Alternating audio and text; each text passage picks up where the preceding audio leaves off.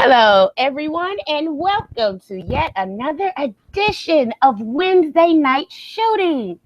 I am Tonya Rodgers. As always, I am here with the lovely Andrew M. Swift. Say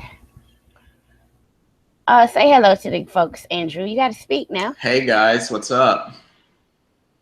Okay, so this past Sunday was the 2017 Royal Rumble pay-per-view, and we're going to get into the show and all the fallout, but we're going to talk about someone who wasn't really at that show, but he was at TakeOver the night before. He wasn't supposed to be. Seth Rollins, he crashed the show, and that was supposed to be what led to Triple H finally coming back to Raw to address this. They did all that, and they ran that angle.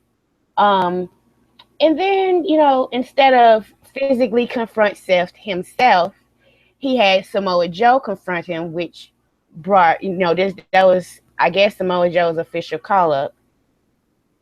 But interesting enough, during this little small physical confrontation, Seth Rollins re-injured his knee. I don't know how I didn't watch the video. I just found out like an hour ago, really. I was like, what?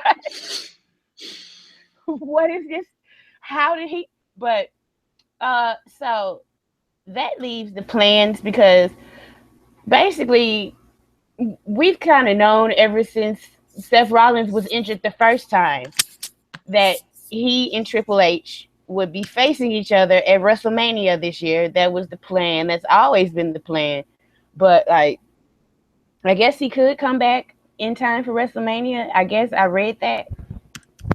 Have they officially? I think that's highly unlikely. I think so too, but I've read stuff that was like, hold on, wait a minute, he could still come back in 2 months, and I'm like, nah. 2 months, a knee injury? I don't know. If it was just a tweak, they wouldn't have gone public with it, if he was just gonna be out 2 weeks or something. So I don't know. I don't think it looks good for him. No.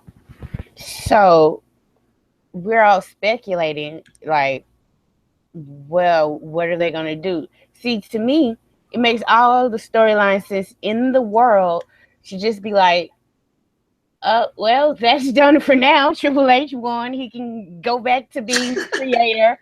Seriously, there's no... They now, Triple H didn't have any problems with anyone else. Nobody was calling them out. Mm-mm. Certainly, there's no reason for him to come back on TV. He won. He got what he wanted. Seth Rollins is going bye-bye again, and he's not going to be bothering him. So what do you think they're going to do? Do you think they're going to, because, according to Vince, well, let's see him Punk tell it. Vince thinks that wrestling Triple H at WrestleMania is the main event. Yeah. So obviously, one would assume they're going to try to find a place on the card for him. I don't know. Nothing seems to match up really, though. No. So I mean, it's hard to say because we still don't entirely know the direction for a lot of stuff that's going on. We are pretty certain on some things, but people for did Sammy have any plans before? Was he in a match, or was he just going to be in a cluster United States? Well, are they going to do a U.S. Championship ladder match, or I don't know. It's hard to say. We know probably a couple of matches that are going on, but then when it gets down to the Sami Zayn level, I don't really know. Do we even know who Braun's working? No, that we don't. Yeah, so I don't know.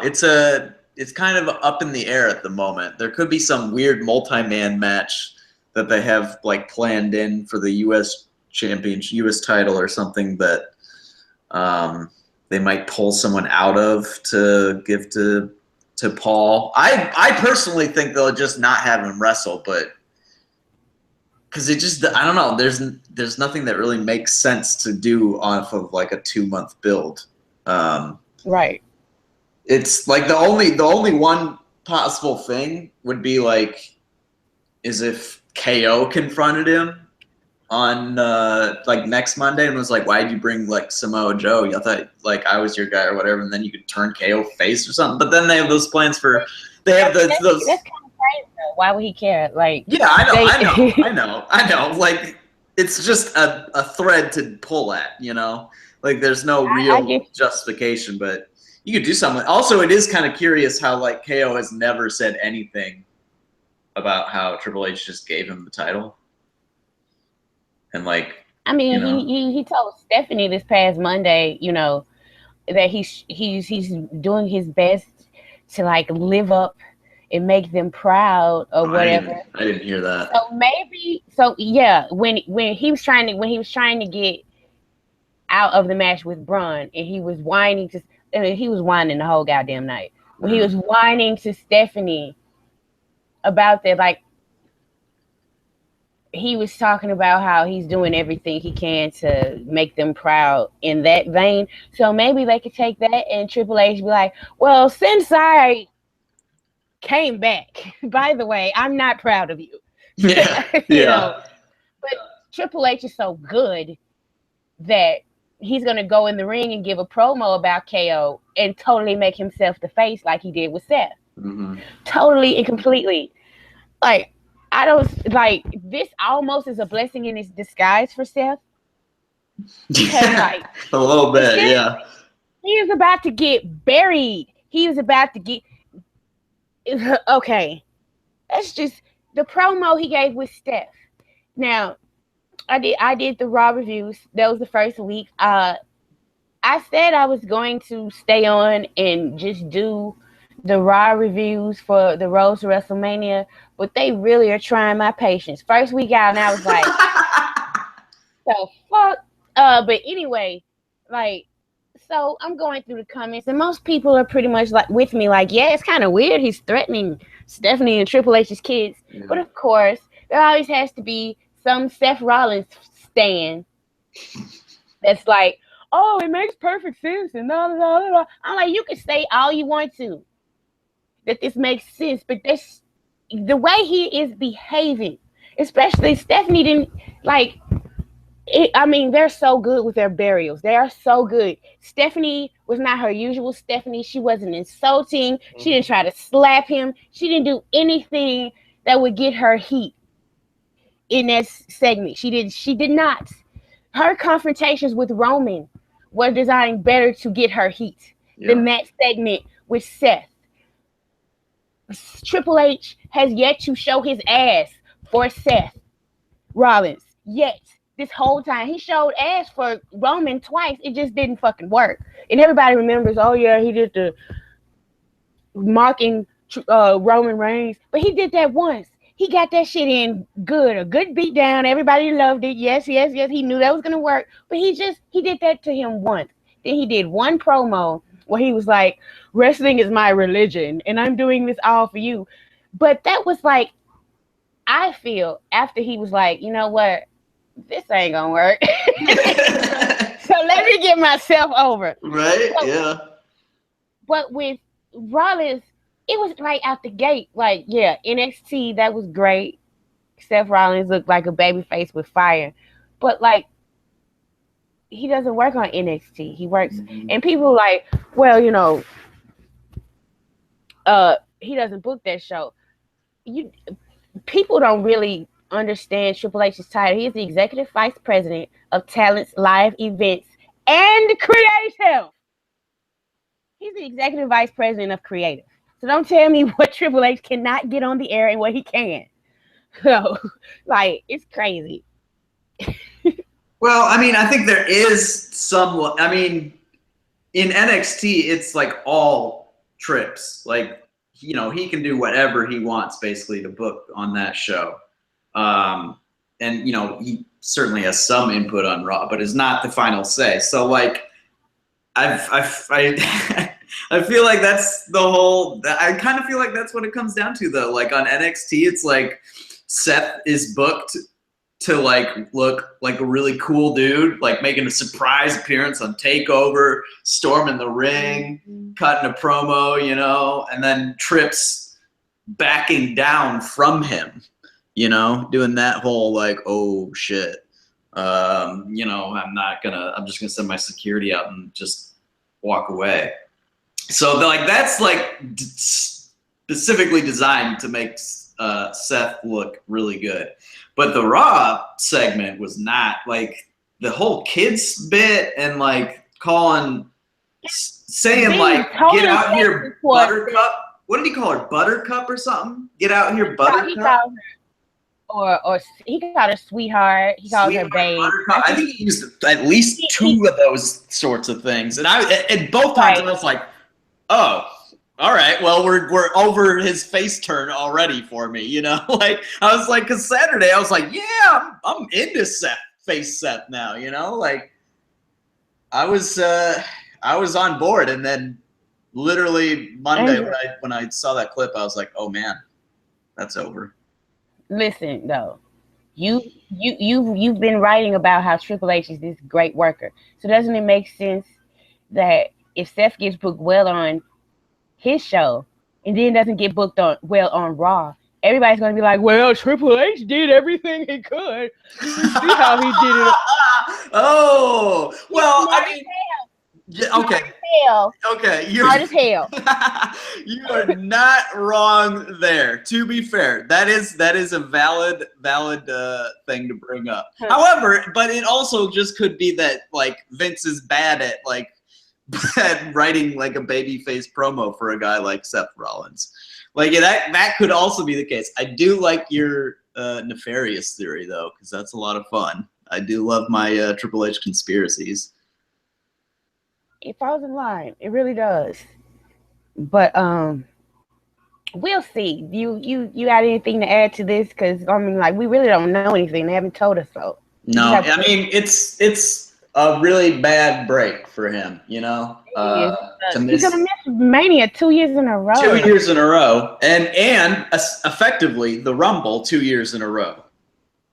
Right, you're right. He didn't. He didn't show up on Sunday, so like that's coming off of like an 8-month run with the top belt. So that's a big step back. That's some prime time of his career that he has just lost completely. So I don't know. We'll see when we hear more of, you know, how severe the injury is. But I think SummerSlam is what we got to start to be like expecting, is my guess. Especially because I don't think they want to rush him back, considering it's like, is it the same knee? It's the same knee. Okay. So I think like they might be extra careful. Hopefully we'll be extra careful with him instead of like trying to get him back for Money in the Bank or something. Just let him sit out another month and a half for SummerSlam. So I don't know. All right. Well, let's move on to the Royal Rumble match. Mm-hmm. I thought it was okay. I didn't think it was great or anything, but and people, you know, only if you weren't Braun, Undertaker, Goldberg, or Brock Lesnar, you didn't really get much shine. But people are all talking about. See, this is my theory, and I've had it for a while, and I think I'm right. SmackDown is the underdog babyface brand. So, of course, they're going to get shafted on the Royal Rumble. Of course they are. Of course, they're only going to have 2 matches and one is on the pre-show. Of course, they're only going to have 11 guys in the Rumble and most of them don't do squat. Of course, they're the babyface underdog. You have to keep rooting for SmackDown Live. You have to. They're the babyface underdog. If they come out of joint pay-per-views looking well, you cannot say that Vince is trying. Oh my God, Vince is trying to ruin SmackDown. He's so jealous that show is better, even though he booked that. I don't like the people who legitimately think Vince wants to ruin the show that he is booking. Really? Why doesn't he just book the show like Raw then? Why doesn't he book Raw better than SmackDown? Because he doesn't. He hasn't at all since the split happened. Mm-hmm. But he totally wants SmackDown to fail. Totally. It's interesting that you talk about the babyface like underdog brand. SmackDown is kind of like what NXT used to be. Yep. You know, and like it's got the whole same feeling, like, oh, I'm watching the alternative product to Raw, you know? Yeah, Like this doesn't want me to like this. Exactly. It's like, he's got your fucking money, Mark, you know? Like, and I play it up a little bit too. I'm not gonna lie. But I'm the SmackDown reviewer, so I gotta kind of have some little, partisan bias. I like defending SmackDown. It's fun, but yeah, it's the old NXT, because NXT is now kind of adrift. Although it might be getting back to some good stuff going on. So that looks pretty good. But yeah, SmackDown Vince still is getting your money. Like, don't think you're sticking it to him. Oh, by the way, I'm just gonna for everybody listening that's not in the threads. Apparently, Seth Rollins is out for 6 to 8 months. So holy shit! Yeah, they just posted it in the thread. So yeah, but holy fuck! But I hope I didn't throw your train of thought out. I'm sorry. I don't know. I was done with that train of thought, I think. Okay. Pretty certain. So let's talk about number 30. I died. I loved it. I hoped he win. I'd been following the odds all weekend long. So I knew Orton was going to win for, 2 days straight, basically, because he was the favorite pretty much as soon as the odds went up. But when I saw Roman come out, I'm like, oh man, please tell me they switched it at the last minute and said Roman's going over, because that shit would have been, especially when he threw out Undertaker, and you know how I feel about Undertaker, so I was all on board the Roman train at that time. I was like, he was talking shit to Taker, and I was like, yeah, fuck yeah, let's go, Roman. I was like losing. I was literally losing my shit, and Oliver boo, and I was like dying. It was great. I enjoyed the hell out of it. Yeah, and the people who were like, they didn't send Roman out there to get booed. Yes, the fuck they did. Yes, they did. Like, yeah, right. Yeah. You have no concept of wrestling if you think that they thought Roman was gonna get cheered at all when he came out at 30. Mm-hmm. And as Austin so eloquently said, Stone Cold, he was like, he put Roman over huge on his podcast. He was like, dude was great. He went out there, he did the absolute job for Randy. He's like if Samoa Joe or anybody else had been number 30, the story coming out of Rumble would have been, oh, another old guy won. Oh, WWE is just for the old guys and Attitude Era and blah, blah, blah. But the story now is all about how Roman Reigns is the ruiner of all things. Yep. And like Roman's like, yeah, I'll take that. I'll take it because everybody's talking about me, and I'm still gonna get those big checks and those merchandise sales. The merch checks. Like I posted in the daily the next day. Somebody who was actually there was like, there were a lot of kids in my section, and they were all cheering for Roman Reigns. You just could hear them over the grown men who are booing him. That's pretty much how it goes. I love the detail in that post that was like the 25 to 30-year-old men who are all wearing replica titles. I was like, oh, that is such a burn. Oh my God. I died for that. Exactly. So I thought it was a brilliant piece of booking. And people and there are some people like, oh, poor Roman. I'm like, dude's a millionaire. Yeah, right. Please don't feel. If Roman, like, here's how I've been for a while with his booking. If he's not concerned enough to try to change it, I'm certainly not going to be more concerned than he is. I'm just going to try to enjoy what I can, and I love that. Undertaker shouldn't have been out there. He wasn't ready to go. He looked bad. Awful. Yeah. He just, because I really want that to be the Mania match. I really want it. And, like, if there's a reason, like, Undertaker, he looked more like he would, the way he was staring down Roman and the whole interaction, he looked like he's up for this. last year, just go back and watch any segment from the Road to WrestleMania he was involved in. He had a look on his face like, man, I really don't want to be doing this shit. I don't want to fight fucking Shane McMahon. I don't want to sell these shitty ass punches. Yeah, I'm just being loyal to my boss. But it seems like he's up for it, and it could, like, people like the match is gonna be terrible, and I'm like, maybe so, Maybe, yeah. But yeah, there's a way that it can be booked. I'm just there for the spectacle because it's WrestleMania, like, and they're gonna give me one little nugget. I wanted this match to happen last year, so I'm hyped for it. I'm telling you, there's nobody that can convince me otherwise. I love it. Yeah, I if that is indeed the match, I hope Roman squashes him. They're not gonna do. I know they're not gonna do that. I know. No, I had to stop myself because they might if the Undertaker's hurt. If he's too hurt to like really go in a full match, they actually might just have like a little exchange, and then Roman's like, "Ooh, spears his ass, and it's over." Oh my god, I would probably like I would have a little the heat. And then like they're like, and little kids aren't gonna like that. I'm like, you really underestimate like how smart little kids are sometimes. And little kids realize Undertaker's old. Old as shit. So and they're probably like, oh, like I said, Roman's the new Undertaker now because he beat the Undertaker at WrestleMania. Mom, I want 2 more of his shirts. He's the Undertaker now. There you go.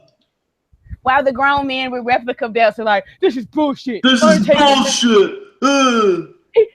His whole career was to make Roman Reigns look strong. some bullshit like that. Oh my god. It's truly bizarre. I mean, the name of this show is A Tale of Two Pushes. And one of them is Roman Reigns, because it's truly bizarre that the dude can lose a championship match at Royal Rumble, come out at number 30, lose the Rumble, and still people are calling him overpush. That doesn't make any sense at all. It doesn't, but here we are. Here we are. Here we are, right? Here we is. Yeah. Okay. John Cena is now 16-time. How about that? WWE champion. Yes. He defeated AJ Styles, which I'm a little salty. I am. I'm a little salty. Because he did the same thing to Styles that he does with everybody else.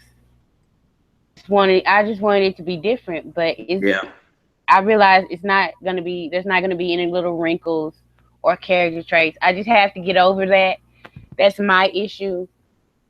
Cause he big leagued him when he was losing, and then as soon as he wins, he's like, "Oh yeah, this guy is the greatest." Like, why won't you be humble when you're losing? No, I'm just gonna big league him, and then I beat him. Oh, I was wrong about him, but I beat him, so it doesn't matter if I was wrong about him. Sour taste in my mouth, like.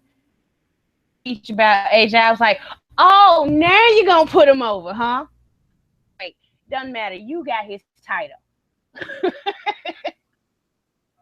I was a little salty about that, but I just wanted you to address the rumor about what Cena's gonna be doing at Mania. Ooh. Yeah, because it involves our queen Nikki Bella. Apparently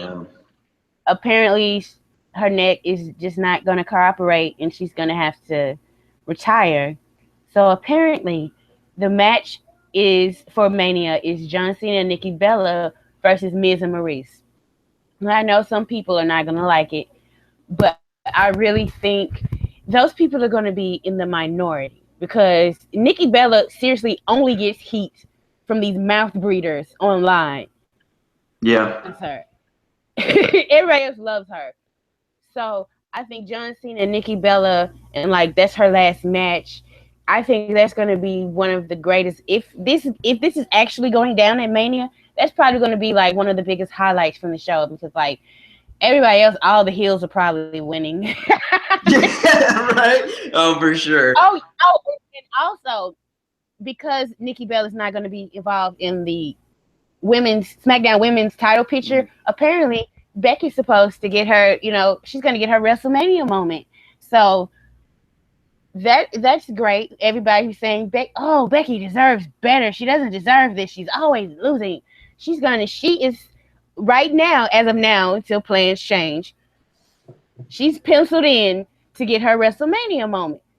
So that's a good thing stemming out of this. And thank you, John, because John Cena's got that stroke, and he's the one that's like pushing for this match. So they're not in a position to tell him no, because he'd be like, "Fuck you! I could just go to Hollywood. I don't really need this." Right. Exactly.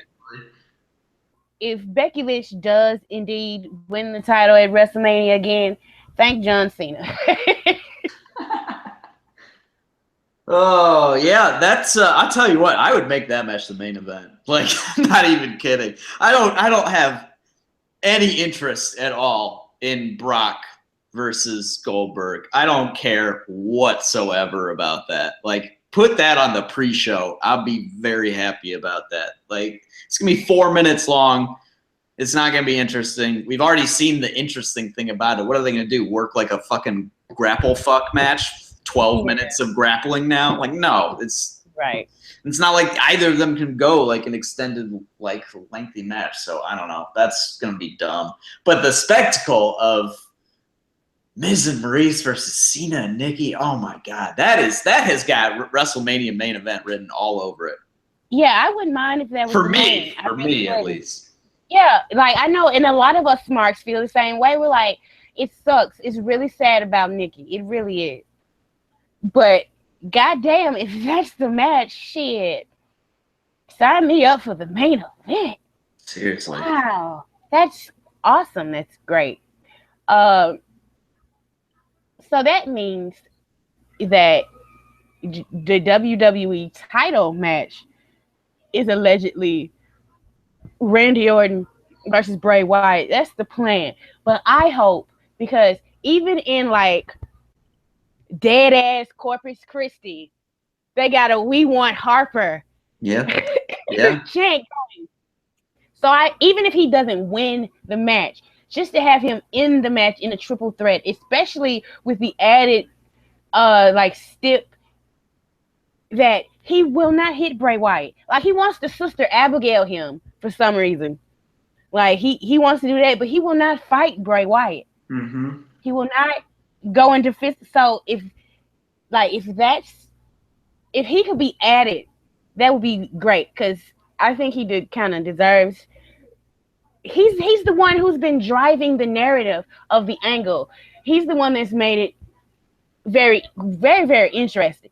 With his subtle, like, he never trusted Randy in the first place, and through everything they did, he was always giving Randy that motherfucker.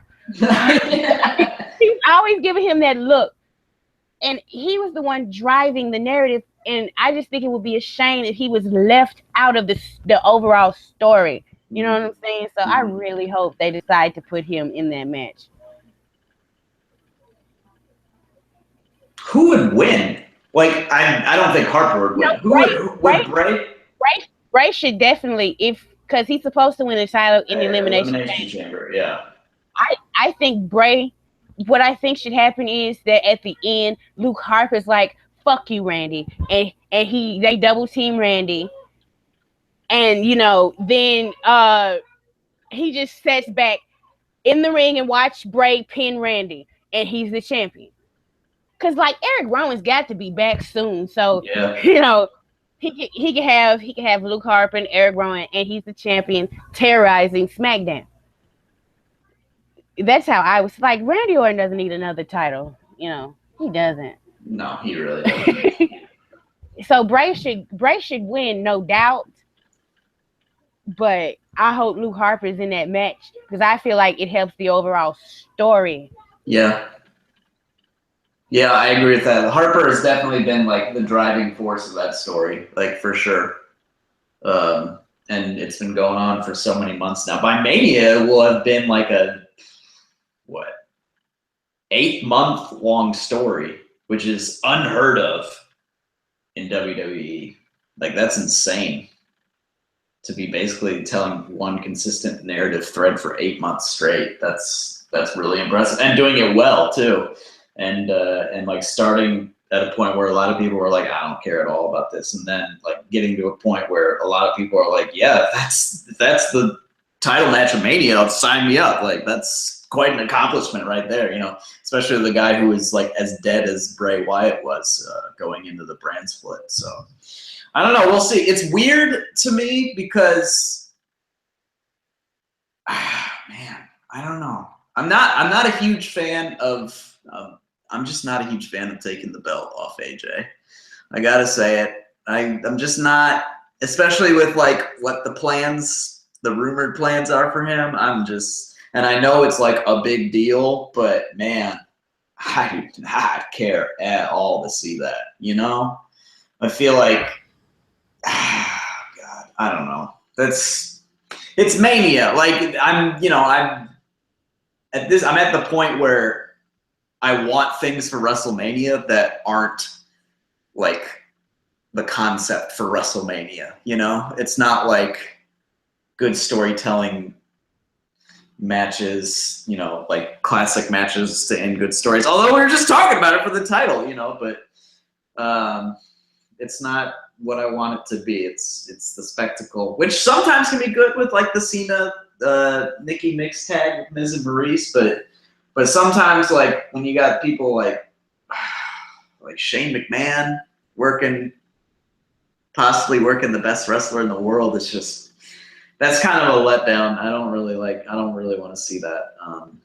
It's kind of a bummer for me. But maybe that's not actually the plan. I don't know. The only good thing about Shane McMahon versus AJ Styles match is Shane might be the heel in that arena, and if he gets booed, for sure, yeah. If he gets booed, I'm going to love it. I'm going to laugh and cackle. Right? Yeah, I bet actually that's a fair, yeah. I don't want to see it either. I don't know anybody who's like dying to see. All the response I've seen from that rumor is even people, it's like they're resigning to the fact that it's going to happen. Yeah. They're not like hyped for it. They're like, well, you know, on the bright side, this means they believe in AJ Styles if they're giving him Shane McMahon. And they're like, if that's the only thing you can say about the, like, it's damning with faint praise, you know? Exactly. Yeah, for sure. It's stupid, but they should be able to find something better. Shane McMahon doesn't need a guy. Like, I can see them trying to find a match for Undertaker, a match for Triple H, a match for Brock Lesnar, a match for Goldberg. But I just, in my head, I cannot fathom why, other than he's Vince's son, why they have to find a match for Shane McMahon. That's just stupid as shit. Yeah. He's the real ruiner of things, not Roman, goddammit. Yeah, I don't. Let's talk about the Universal title picture because that's really murky. Like, the best thing on Raw was that we found out that not only is Braun Strowman like the biggest, baddest motherfucker, he is also smart as hell because he has video evidence that he will bring up on your ass if you promise him title shots. And unlike other people who are just like waiting for the match and let Jericho interfere, no, he's gonna fucking take Jericho out before he takes on KO.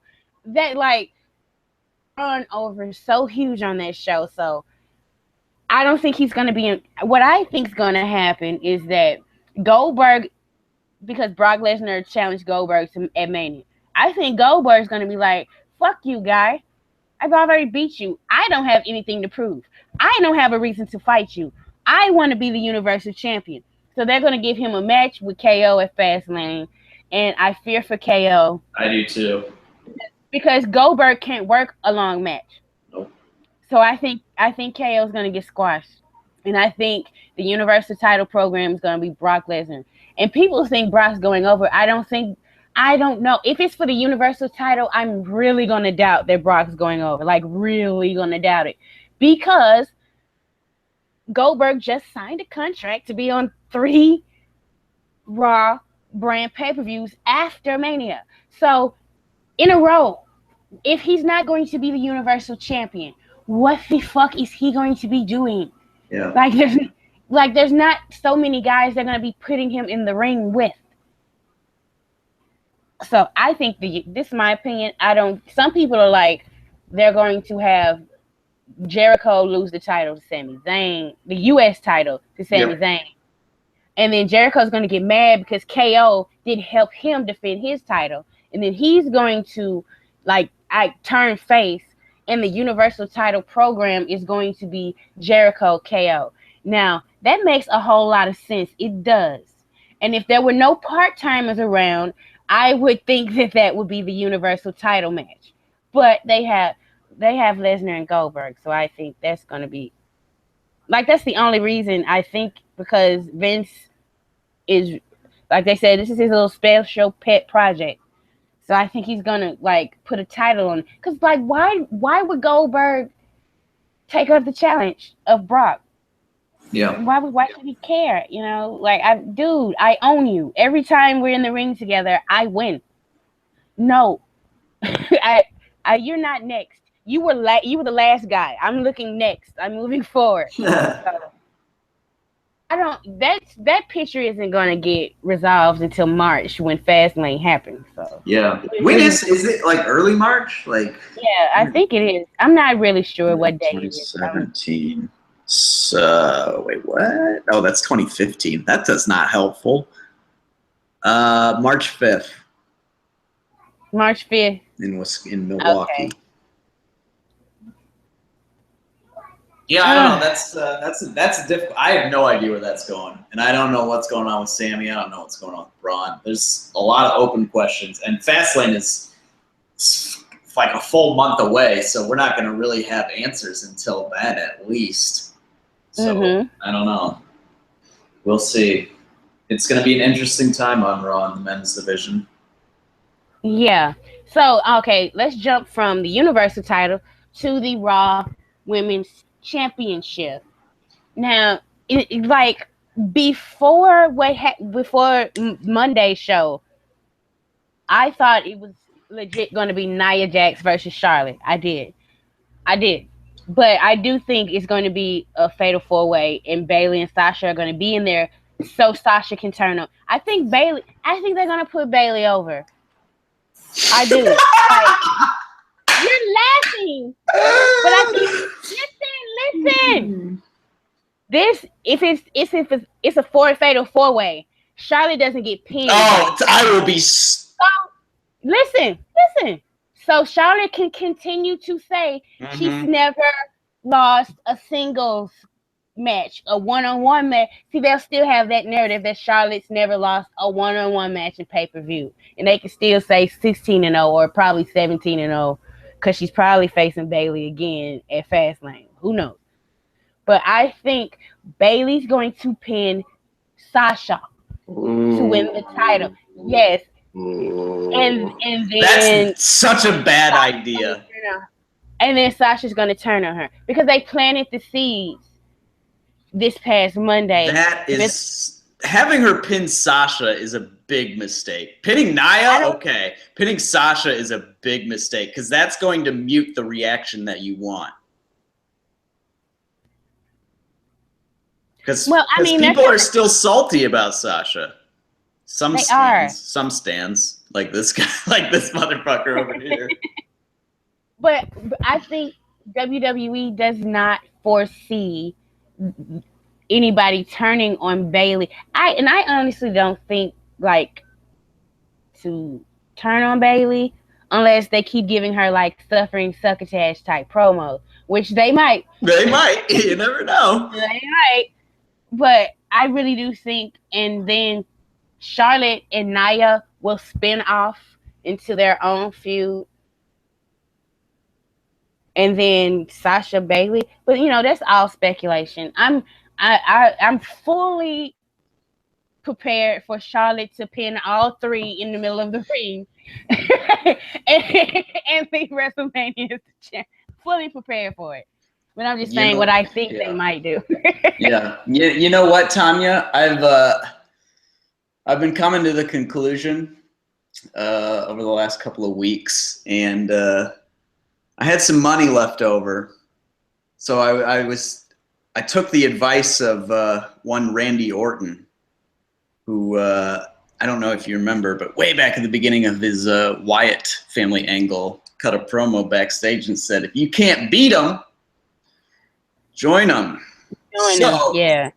In that sense, I want everybody to look at the shirt that I am wearing right now. Oh my God! Oh Boom! my God. This is epic. You have a Charlotte Flair shirt. I hate her so much, I bought her shirt. You and 12 other people have a Charlotte Flair shirt. I'm so happy you told that joke. I didn't want to tell it. Oh, yes. Yeah, I have a Charlotte Flair shirt. And nobody go look at the WWE shop and see how much it is, because that will totally lessen the impact of this shirt. Yeah, so I got a Charlotte shirt, everybody. It's entertaining. I literally bought it just so I could do that on this show. That is absolutely wonderful. That's wonderful. That's great. She's gonna keep winning forever. Like that's all that's gonna happen. By the way, Andrew, you can no longer get mad about people shipping you with Charlotte. You know that, right? What? Why not? You have her shirt, dude. So what? I have shirts of like five different women's. Wait, how many? 4. Wow, how about that? Yeah, nobody ships me with anyone but Charlotte, and it's really bothering me. I don't like it. I know you don't. I know. Like, if you're gonna ship me with a tall blonde, at least have it be summer.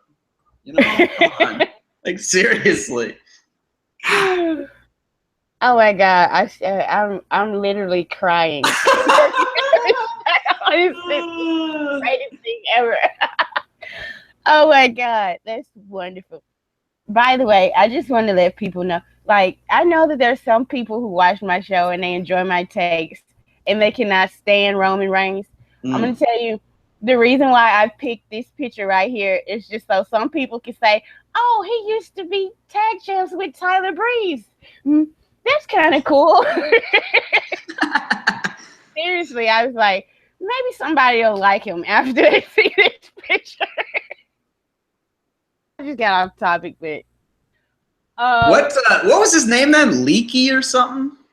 Liaki. Liaki. Because that is his God-given name, Liaki.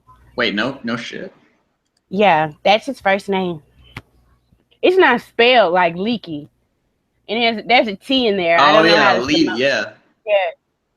Samoans pronounce their T's, but his first name is Liaki. His name is Liaki Joseph Anawai. So, yeah. He was born a month and 20 days after me. Yeah. You know who was born on the same day as me? Charlotte. I already knew I know. I had to though. Okay, what else is there? I don't know. Ross sucks.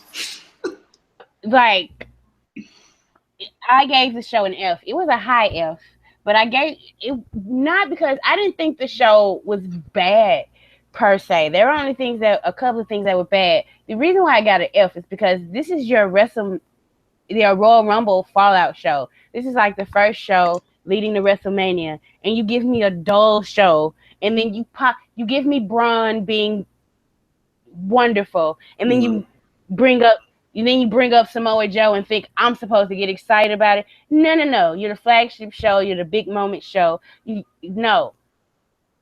have to do more. You got to do better, Raw. And as long as I'm reviewing it, I'm not finna get hyped about, like, I know Gino would have loved that Paul Heyman segment because he loves Brock Lesnar. I could give a shit less about Brock Lesnar and his facial reactions.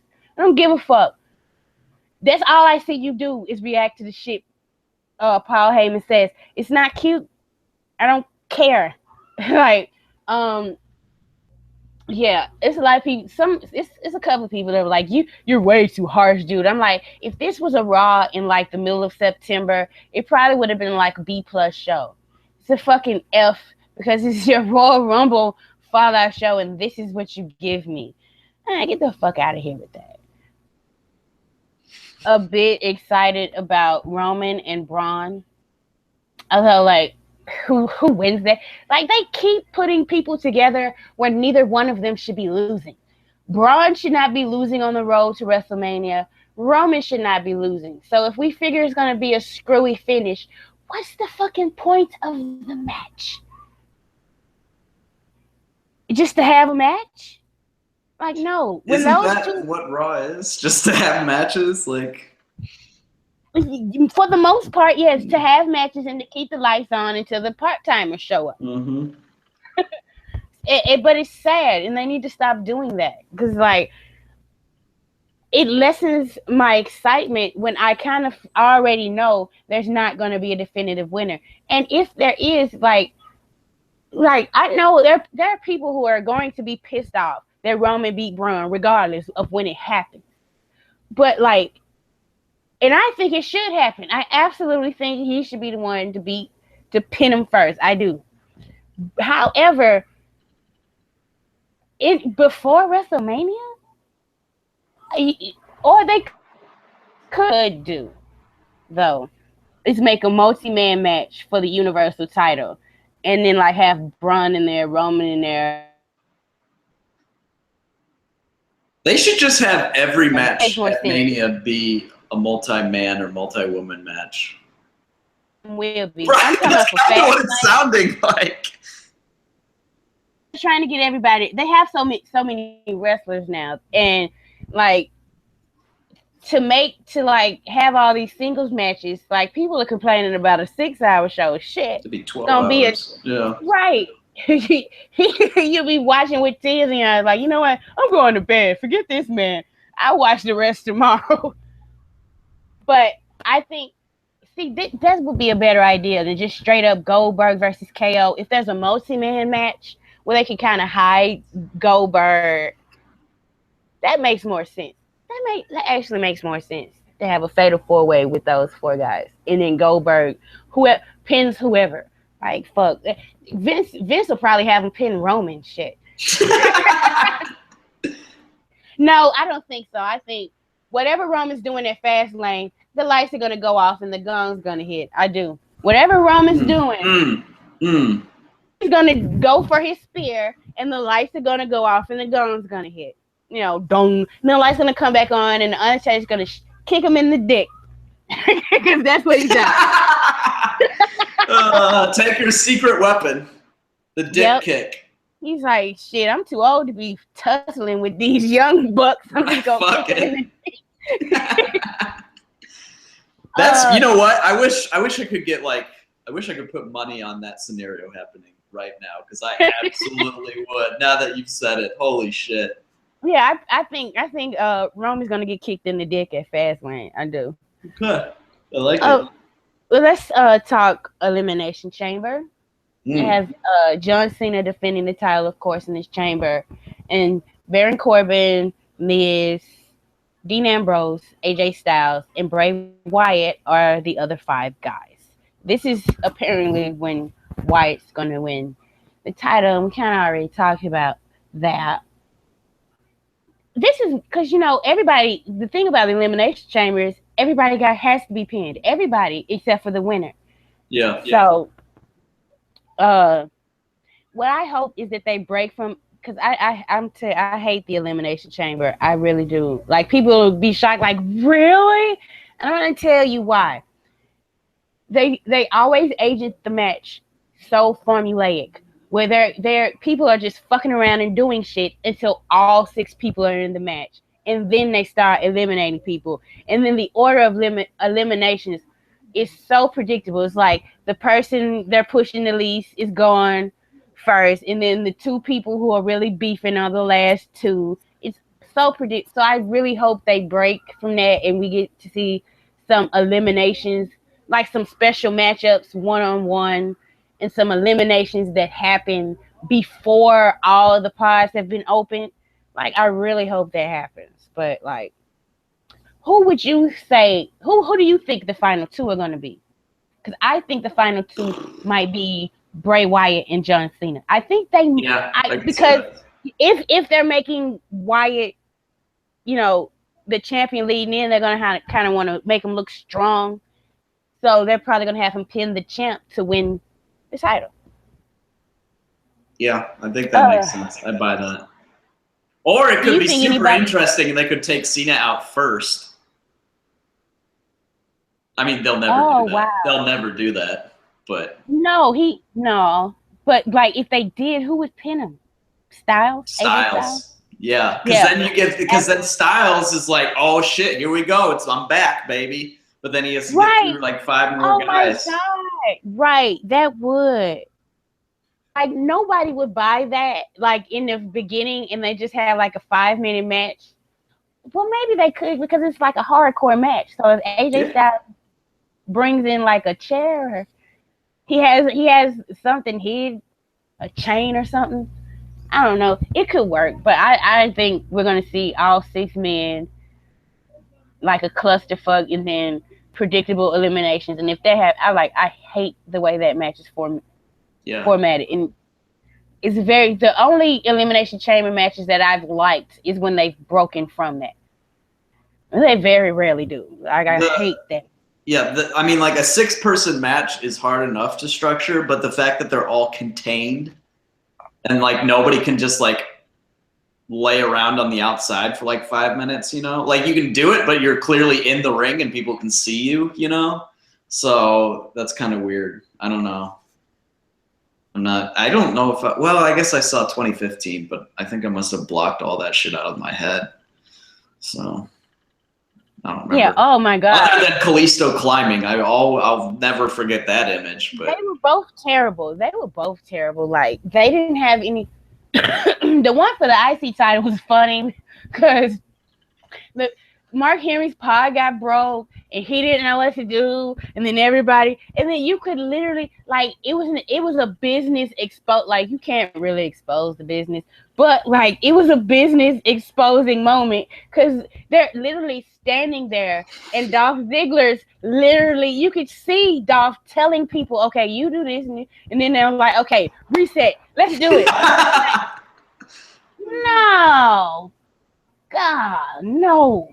But it was perfect because like that was like Ryback's only title win, so it's like fitting that he would have a trash match for his only title win. God. Oh no, yeah. The less said about Elimination Chamber, that pay-per-view as a whole, the better. Well, wasn't that the Owen Cena won? Was it? Yeah, I think so. It's been so long. Like, that was fun. That was a fun match, but yeah, that was fun. But then when they kept having the same match over and over, the exact same match, yeah. Only John went over. The other time. So, like, pretty much the only difference. Yeah, we pretty much covered like all the possible angles heading into Mania, right? I think so. So is there anything you just want to banter about? You know, anything you want to get off your chest? I feel like I had a moment when I was watching SmackDown, and I was writing my SmackDown review, and people kind of liked the show or whatever, and I was kind of down on the show. Like, I upped my grade a little bit at the last second because, like, there were three good TV matches. There was the tag to open with Cena, Harper, and the Wyatts. There was the main with AJ and Ambrose, and then there was the women's tag match. And all those were really fun, good matches, but there was no like really good promo segment or like backstage brawl or anything like that. And so like that just kind of killed the whole show for me. Like, I was watching it, I was like, these matches are fine, like, you know, but like And like I know they're doing something with them, but they're not. I don't know. So I kind of came to this revelation that like TV matches just. I feel like the reason why I'm so into SmackDown is because I don't really like TV matches are not my big thing. Like I don't want to see like a 3.5-star match every week on the show. You know, that's not my requirement. So I feel like that's why I'm so generally pro SmackDown, because it does a lot of like, you know, promo a lot of talking segments, a lot of innovative talking segments, a lot of off-site stuff, a lot of backstage brawls, you know, that sort of thing. So I don't know. I was looked at the Raw, like I watched like the last hour of Raw or so, but I didn't watch the first couple hours. Apparently it opened with like straight up with the Zayn Jericho match. And like when I heard that, I was like, why are they having this match? Like there's no reason for it whatsoever. Like to have that match, they're like, we're just gonna run this match, and like when that's like my biggest problem with Raw is when it just runs matches to be like, all right, we're gonna run this match tonight, like it's like a house show, but it's televised, you know. So I don't know. It's sort of this philosophical difference I've been discovering about myself. I don't know if you feel the same way at all or not, but that's why I feel like SmackDown works for me particularly really well, and Raw doesn't. I've just been thinking about that for a couple of days now. Yeah, there should be reasons for matches for the most part. That is true. What I want to talk about and what we have ignored and what most crowds around America have ignored is the cruiserweight division.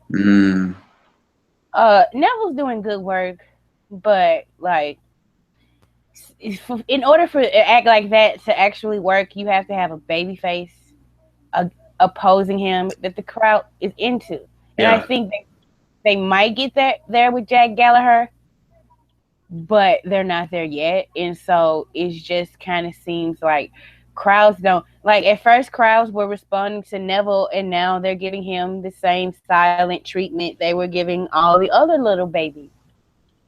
So I don't know what they're gonna that division over. Somebody made a suggestion, because New Day wasn't even on the show, that Kofi is small enough to be in the cruiserweight division. I don't know if he is, but I think Xavier Woods is. But even if they aren't, lie and say they are, because they're over. And like have like two of them go after the tag title, and who's ever the odd man out say, you know what? I think I want the Cruiserweight Championship. I do think that might help because people care about the New Day.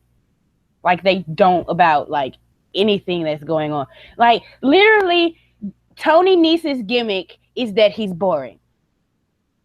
And they're putting him over guys who, like, when they do moves, garner a response. Like, how do you fucking... Like, Mustafa Ali was doing some very innovative offense, and the crowd was quiet until he did some things, and, you know, they're like, oh, that's nice. And then, as quick as it happened, he lost. And then after the match, they're basically telling the crowd, this guy ain't nothing but a look, and he's boring as hell, and there's no reason for you to get invested in him. And I thought that was odd. I was like, I don't think that's how you get someone over, by telling the crowd, this dude's boring. There's nothing to him. I don't know. We'll see, but like, it's especially weird to do that after Nese wins. Right? Of all the time to do it is after a win seems very strange. Also, I looked up. Kofi is billed at 212 and Xavier is billed at 205, so you could kayfabe both of those guys in. Yes, do it. I don't want to do that though. I don't like it. Why not? You don't like it? I just think they should take 205 Live and put it in Full Sail, because I think it'll be fire in Full Sail. I don't, okay. That's fair. They can't. That is fair. Like, it doesn't work. It makes no sense to film it on Tuesdays and air it on Tuesdays when the guys are Raw superstars. Like, that's just strange. I don't know why no one has ever like wondered why they were doing that. I think they did at first, and then people kind of just like, because it's the cruiserweights. Like Gino said, nobody really actually gives a fuck. Yeah. I haven't watched for like the last 2 weeks because I've been like, you know, that's right in my review time, like from 10 to 11, right before Talking Smack. That's when I get most of my writing done. And so I haven't gone back and watched like the whole show or whatever, unless someone has been like, oh, you know, go watch this match or something. But even if I'm like kind of down on it, like it's in a bad state. And I don't think it can be like helped that much as long as it's in these, you know, 15,000, 12,000, 15,000 seat arenas with nobody making noise, you know? That match at Royal Rumble, like I took a nap. Yeah. But I went back and rewatched the whole show. And I was watching, I was like, damn. And I understand, like, this is what when the rumor came out, when they first decided that the cruiserweights were going to be on Raw, there was a rumor that came out that said Vince told them to stop doing so many high spots. Yeah. And I was like, why the fuck? Like, is there nobody who worked at WCW that told him Vince? That's the only fucking reason people cared about them in WCW. And because, you know, and because Rey Mysterio and some of those guys were actually stars, but they were held in that division. But you don't have a Rey Mysterio, you don't have a Eddie Guerrero, you don't have a Chris Jericho, you don't have those guys. You do not have that right now. They don't even have a fucking Dean Malenko as of right now. Like guys that the crowd genuinely is invested in and cares about their story. They don't have that right now. So what you do have is like these incredibly insane high spots. Grand Metalik should be all over the crew. Where the fuck is he? He should be all over it. Like, he should be one of the faces of the company. Mustafa Ali should be one of the guys like, damn, I can't wait to see what crazy thing he does next. But they're having them go out there and work fucking headlocks. And then they have the other wrestlers see what Vince should have done was told the other wrestlers, you're gonna have to cut down on your fucking high spots and learn some goddamn psychology or something, because now these tiny babies that's all they have. But instead he's like, nope. Less high spot. Like, that makes no fucking sense. Yeah, you want to talk about like a political hit. Right. Like, there it is right there. Don't let cruiserweights do high spots. Right. and then continue to have your heavyweights and your women do the high spots that pop the crowd. Yeah. Come on now. Come on, man. Like, seriously. When I saw Grand Metalik in the CWC, I was like, shit, he's the one. That's the dude. But what, like, has he even? I'm sure he's had maybe a match. No, he has not debuted. He hasn't. Has not. He hasn't. Is it a contract thing? Is it a contract situation? Like, because if it's not, why? It's got to be a contract thing, because like that dude, like, that's one of the guys I was like, damn, he don't have to speak a word. He don't have to do a promo. He will be over. Just have, because that. Seriously, the things that he does, he's crazy. Yeah, that guy like, is you're trying to break your neck or something? What's wrong with you? Right? Doing jumping ranas over the top rope to the outside, like.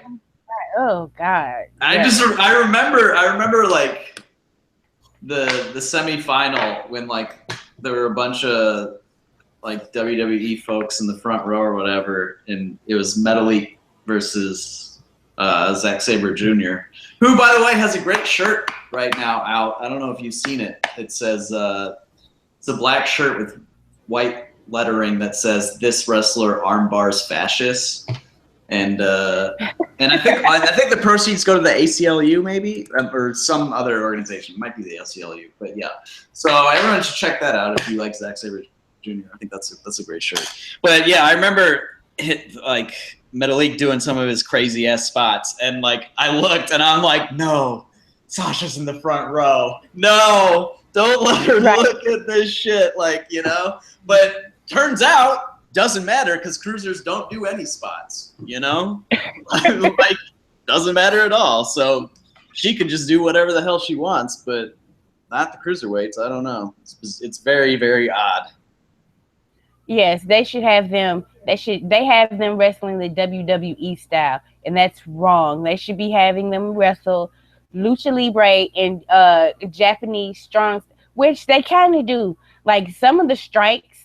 Yeah, those get responses from the crowd, but they're still structured in a WWE style match. Yeah, and I think they really, which was the opposite of the CWC, which like they got lost in translation really, really bad with real fast. Yeah, what he did not get why the CWC was so popular at all, like period. Like whatsoever. He does not. No. He does not. No. So what I think is going to end up happening is I cannot, if it continues this way, I do not see them having a cruiserweight division next year. Nope. Yeah, I feel like before they scrap it, they'll try to alter it, but it's not in a good spot, right? Even if Paul is even saying it's a work in progress, like, you know. It's not a great sign. What were your feelings on TakeOver? We haven't talked about TakeOver at all. Oh my God. Yes. I watched it with my son, and I had so much fun, and because he's like a little smart in training, but he remembered Bobby Roode from TNA. Oh damn. He did. Cause he like, my son knows who the fuck Kenny Omega is, and I barely know who the guy is. Like, watching it with my son, I don't know if that's why I enjoyed it so much. I thought I didn't have any expectations, but from top to bottom, everything was from to great. And the main event, I was like one of the main people ragging on the main event. Oh, me like, too, for sure. Yeah. I was telling people whenever they would mention that was the main event, I would be like, stop lying. What's the real main event? People, stop lying to me. Nakamura versus Bobby Roode is not the main event. But like, the psychology in that match, their chemistry, I don't know if they are friends or if they knew each other, if they faced each other before, but their chemistry was top notch. The story that they told in that match was great. The Authors of Pain versus DIY, like, even though I was salty about the ending, that was an absolutely great match. Like the Fatal 4-Way for the Women's Championship, I loved that match. I loved that match so much. I loved that match, and some people were kind of down on it, and like sitting there watching with my son, about he hated the Icons. He cannot stand them. He was like, they are so weak, they're so pathetic. And I was like, I didn't say that to him because, you know, I want to keep him. He's a smart, but he's still kind of like a mark too because he's 9 years old. So I didn't want to. I was like, I was smiling every time because he was like, every time they get in the ring, they get hit and they're not doing. He was so mad. He was like, why are they here? He hated their very existence, and that made me love the match even more. Oh, for sure. Asuka is a badass. And I loved it. Like there was no complaint I had about it. Like I know people expect, like I don't know why they expect these big classic women's matches. You don't have the four horsewomen there anymore. They're not there. They're not coming back. So please appreciate the matches for what they are. That was a very well told story, and I love the fact that they protected Nikki Cross by putting her through the table and like basically taking her out. And then Oscar whooped both of the Icons' ass to win. Like, I loved everything about that. I did. What else happened? Ty Dillinger and I love that you and just called him Dillinger. That's not how you it's Dillinger. pronounce it? Oh, there's a G in Dylan. there somewhere. It doesn't really matter. Oh god.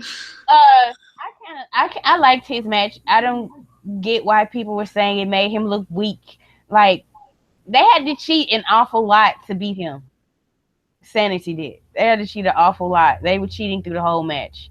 And like, if you have all this interference, like, I don't like when heels have all this interference and they still lose.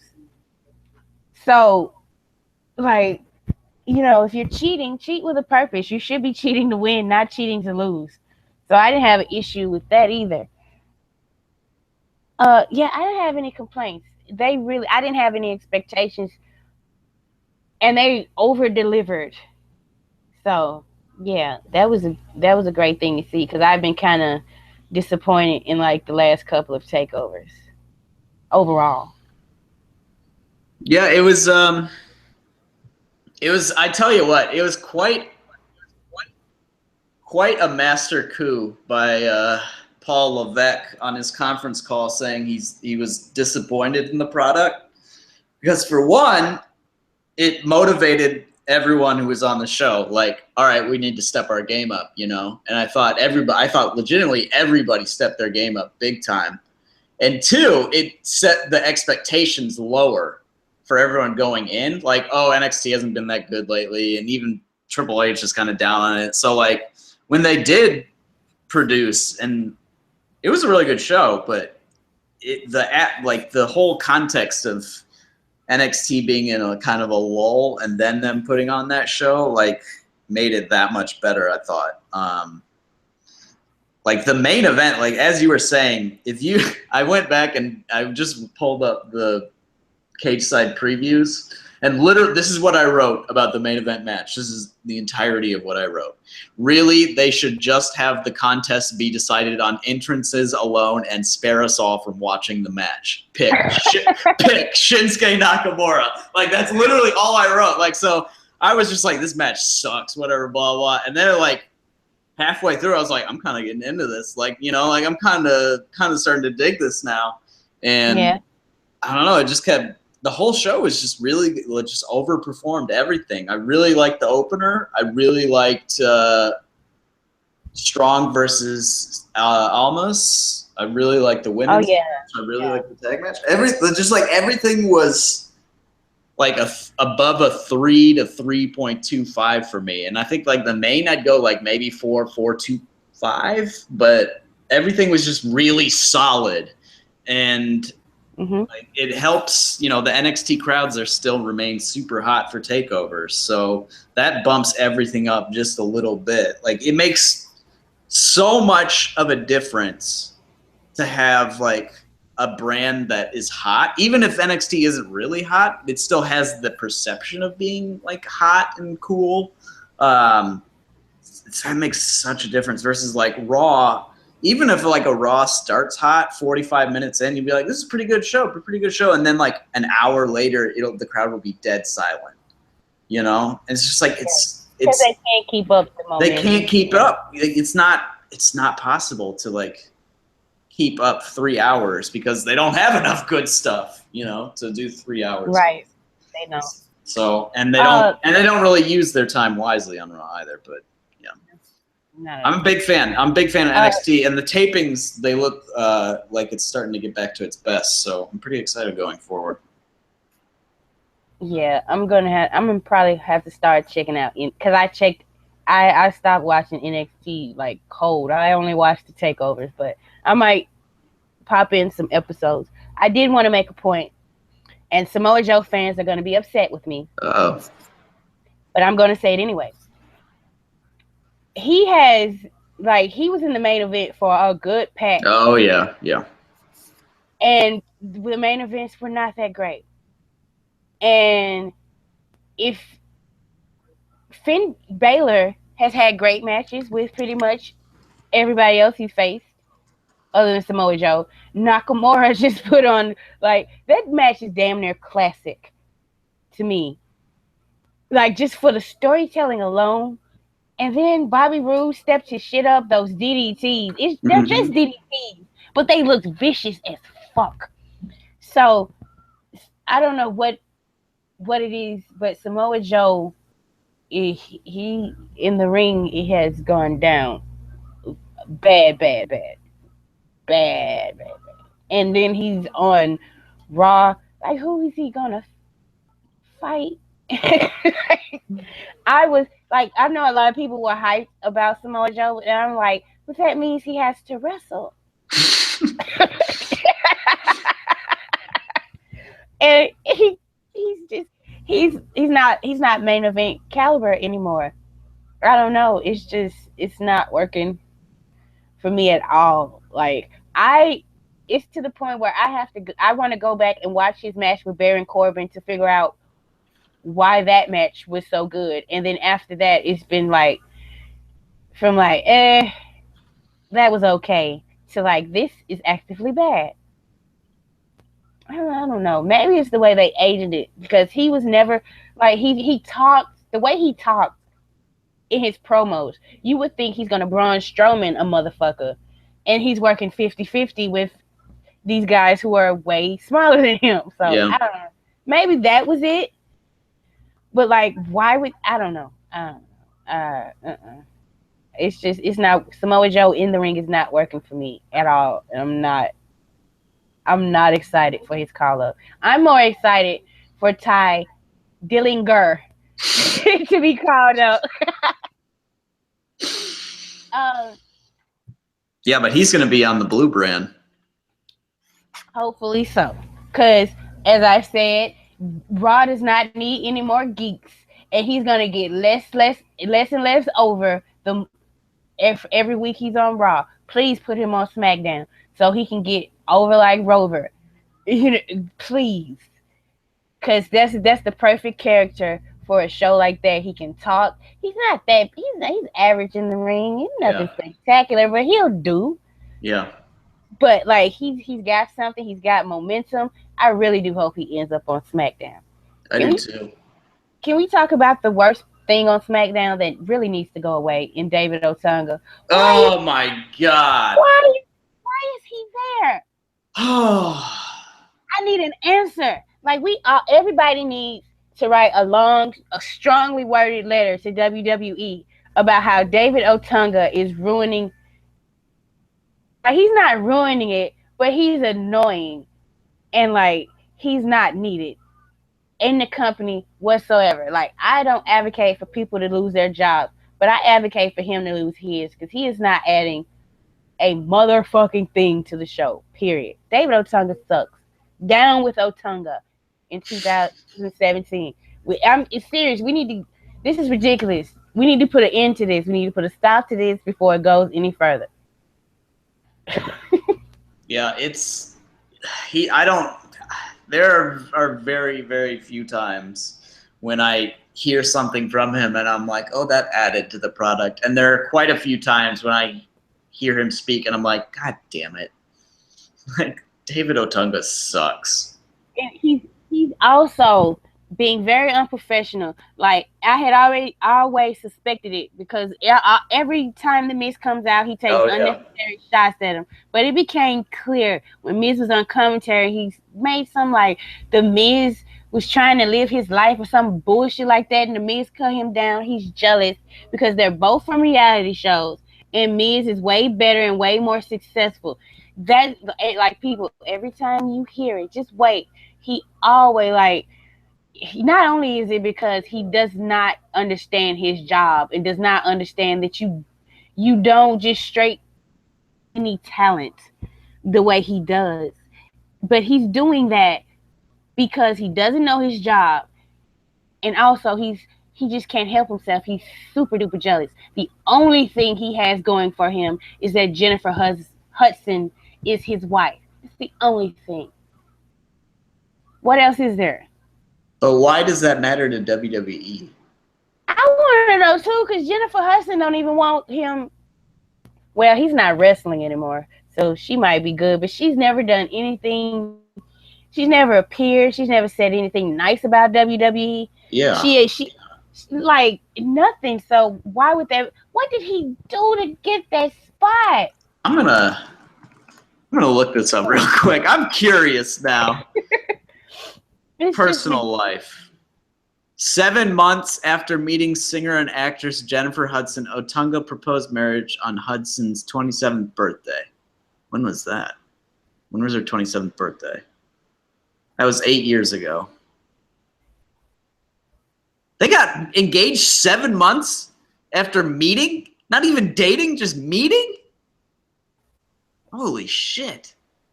Oh my God, they have a son, David Daniel Otunga Jr. Mm-hmm. Oh no. Mm-hmm. 20 years from now, there's going to be some awful commentator on. He's going to be an awful wrestler first. Oh, yeah, that's true. Yeah, it's really terrible. Like, you try to block it out, but like, no. No, yeah. Every once in a while, I'll hear him speak because I usually I don't really hear Morrow anymore. Like, I kind of miss all of his pop culture references, but I hear JBL. I always hear him, like, sometimes, not always, but like if he's going in on like Ellsworth or something, I'll pay it, or like some random jobber or whatever, I'll pay attention. But otherwise, like, the commentary is kind of blocked out for me a little bit. I don't know. Do you have that same like problem, or not problem, but like scenario on Raw when you're like writing and listening and the commentary just doesn't click? Yeah, well, see, I'm a really big JR mark, and like, he's the best to ever do it. JR and Bobby the Brain Heenan. Mm-hmm. And if you're not on their level, I kind of ignore you a lot, unless, especially when I'm reviewing. Like, I barely hear Corey Graves sometimes because, I'm trying to focus. If they, like, add to the narrative, it helps. But, yeah, I don't really pay attention or put much stock into commentary. It's kind of weird because they're supposed to be selling the narrative. But, like, he doesn't even know what the hell the narrative is. Right. So the commentators can't sell it. They're confused just like I am. They're like, what the hell? What's going on? What does this mean? Like, nobody knows what this means. What? Oh, yeah. It should be a fun road to WrestleMania. It's kind of funny. Like, last year, there were a lot of full-timers that were injured.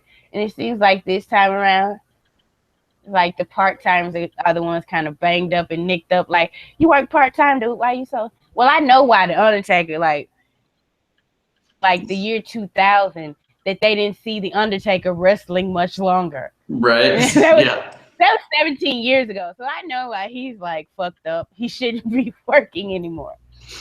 But... oh, God. More of this next week. More of this. Probably. We're not. The only thing we're gonna know for sure is that nothing's for sure. Yeah, I mean, Elimination Chamber will be next week, a week from Sunday. So maybe we'll see. We'll have a full card for that. Yeah. Probably we'll be able to get a little bit more on that show. I hope, hopefully. And then SmackDown has a long time to go until Mania. Right. A long time, like almost 2 full months, like 7 weeks. So that's gonna be a tough sell for them, especially because like SmackDown. This has been my impression, and maybe I'm the only one who feels this way. But when in the lead up to co-brand pay-per-views, SmackDown kind of loses its edge versus like the night or 2 days after Survivor Series for like the whole next 5-6 weeks, it was just on fire nonstop because they didn't have any interference with Raw or any possible like people having to deal with anything to do with Raw whatsoever. So I feel like that's when they kind of hit their sweet spot. So I don't know if they're going to be building for like 2 straight months to Mania, or if they'll do another one of their like super show things that they did. Yeah, I think they're gonna do a super show. That would be that would be my guess. I don't know. We'll see. We'll see what happens with my Blue Boys. Definitely, probably gonna be way more entertaining than whatever the hell Raw's gonna give us. You're the Raw reviewer. You gotta say good things about Raw. That was not in the contract when we agreed to that.